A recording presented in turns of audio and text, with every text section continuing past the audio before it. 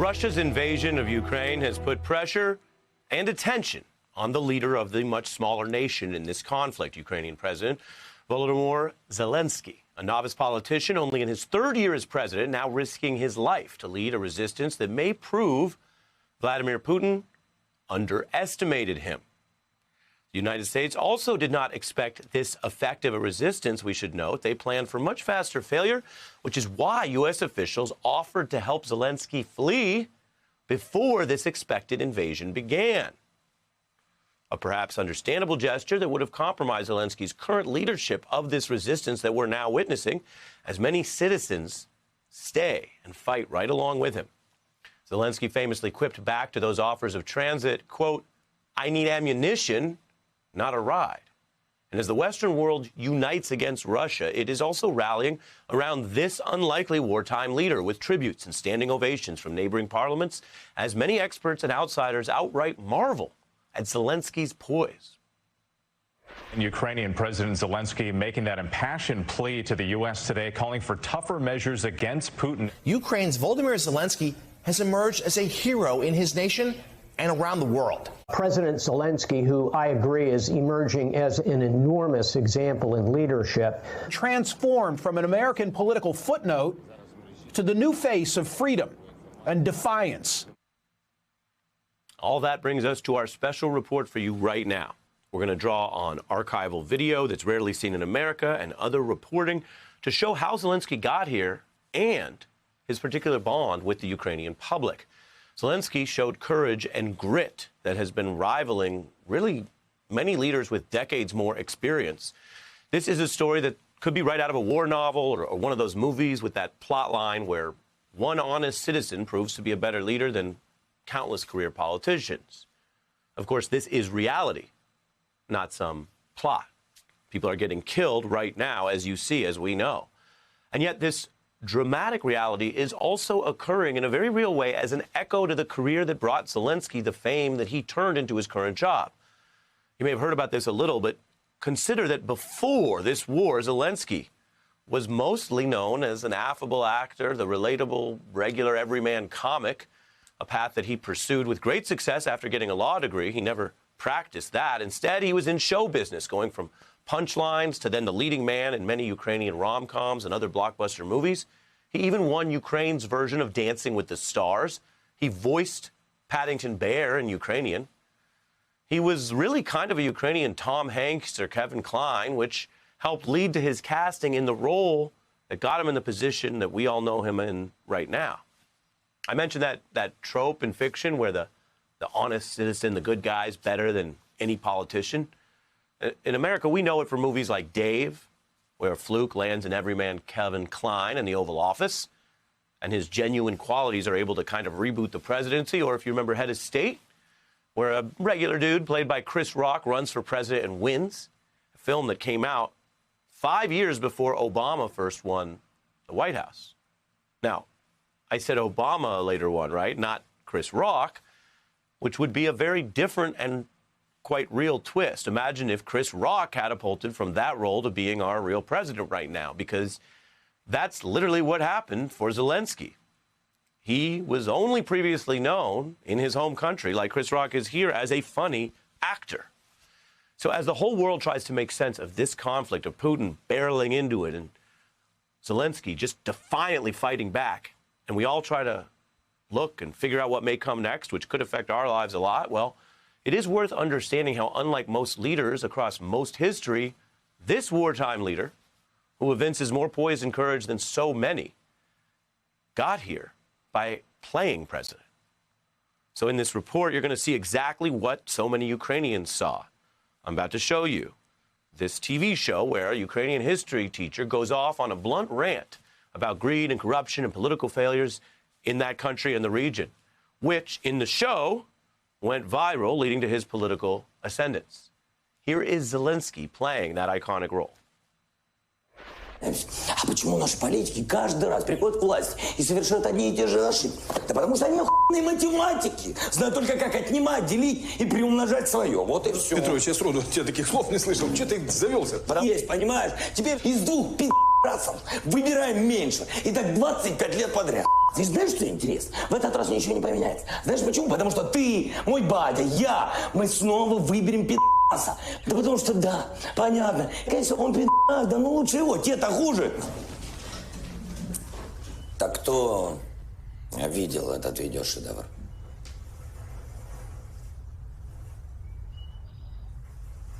Историк жжет, просто порвала интернет и стала абсолютно не оправдывая себя из своего поступка. Наверняка мне не нужно было так, в общем, поступать. Не знаю, мій батя сказав, що ви красава. І якби ви йшли в президенти, то він би за вас голосував. Да. Ну и мой тоже. Мои батьки также ваши. Единственное, радует, что они согласны с этой правдой. Those fictional students tell their fictional teacher, Zelensky, that their fictional parents agree with the core of what he said. And in the show, soon he's running for president, learning the ropes. Пані та панове, президент України. Так, пошли фанфари.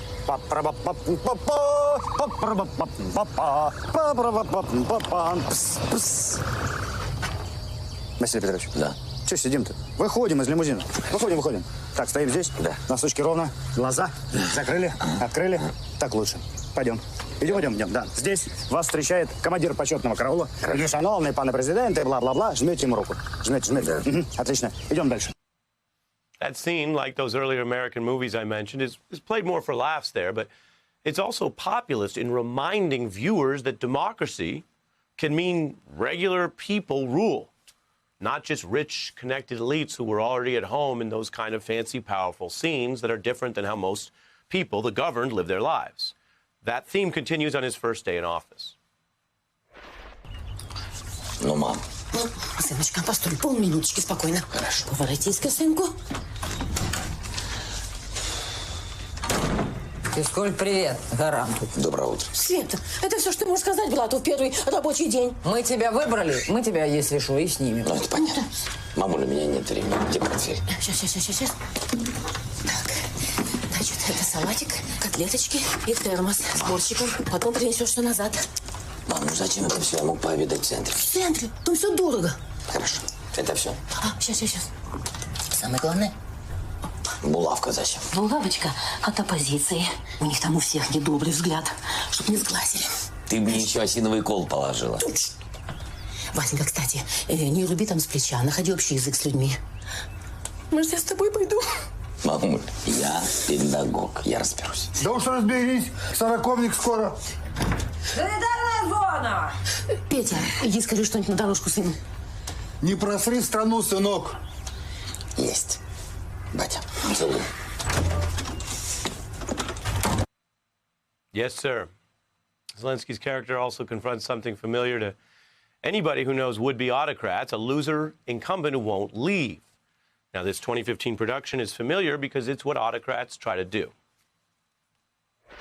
Ваш предшественник, он закрылся у себя в кабинете, никого не подпускает и рез, что он легитимный. Требует литр водки, блок сигарет и политическое убежище в Югославии. Требуют перевыборы, выбрали г***а какого-то, блядь. Оставьте меня в покое! Страну, Юра! Вызывайте спецназ. Не надо спецназ. Можно я попробую? Пожалуйста. The scenes can be goofy, but they tackle the larger theme, the populist belief that honesty and common sense can work, that politics and governing doesn't need to be all deception and deals. The new president then applies that in breaking the impasse with what you saw there, the sore loser.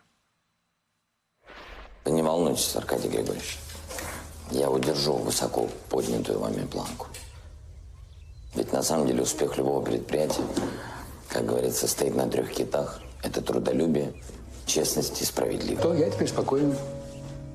История нашей школы в надежных руках. Позвольте пожать одну из них. С удовольствием. Я спокійний, Україна в надійних руках. That's a little fan fiction imagining Ukrainian bipartisanship, but Then the fans wanted to make the fiction real. They rallied around the idea that the real Zelensky could then run on a similar promise. He jumped into the race, and he didn't pivot, as the operatives say. He really embraced a lot of what he was known for in that fiction. He named his new party after the show, calling it Servant of the People, and he emphasized that the script would become a real plan and that he was taking obligations seriously. Це не фейк, і я дуже серйозно відношусь до нашої країни, до життя кожної людини. Ukraine's politics have long been saddled by interference from oligarchs and foreign pressure. It was a popular uprising that ousted the nation's previous pro-Putin leader, and the show imagined a popular uprising that would have unity, dreaming up that maybe 2/3 of voters would back change. Здрасте. Василий Петрович Голобородько? Да.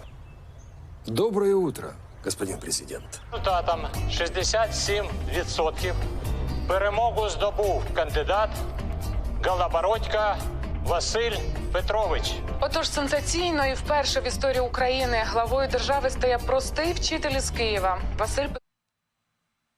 Candidates love big majorities. When it came to the real race, the ex-actor actually did even better than the character, winning 73%, arriving at his real inauguration on foot and saying he would focus on results, not glory, that he was not seeking fame through this job, a claim which is more credible when it comes from someone who was already so famous. Щоб у ваших кабінетах не було моїх зображень. Не було, будь ласка, моїх портретів, бо президент не ікона, не ідол. Президент – це не портрет.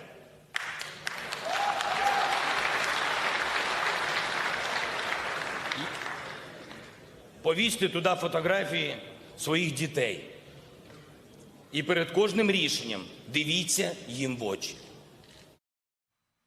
The real president there hitting that same populist note. And his unusual path may speak to the apparent bond and credibility he has with his people right now, fighting for their lives, and to a certain grit and perspective that this man apparently brought to politics rather than forging his own priorities through a long career in politics.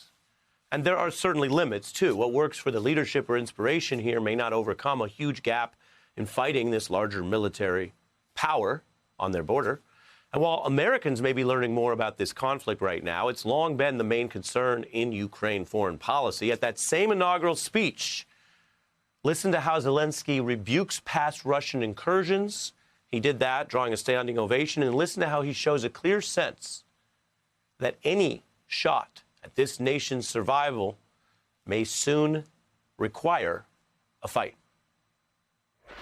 Мене часто питали, а на що ви готові заради припинення вогню? Дивне питання. А на що готові ви, українці, заради життя близьких вам людей? Я точно не боюсь приймати складні рішення, готовий втратити свою посаду, щоб тільки настав мир. Now I'm joined by David Dodson, a film editor and director who is connected to him. Dodson edited the bulk of Zelensky's movies since 2008, including 8 First Dates, which won the Russian Oscar for Best Comedy in 2013. How about that? And Me, You, He, She, which was the last film Zelensky starred in that was publicly released before he actually assumed the real presidency. Thanks for joining us. What do you know of this man that informs how he's approaching this resistance?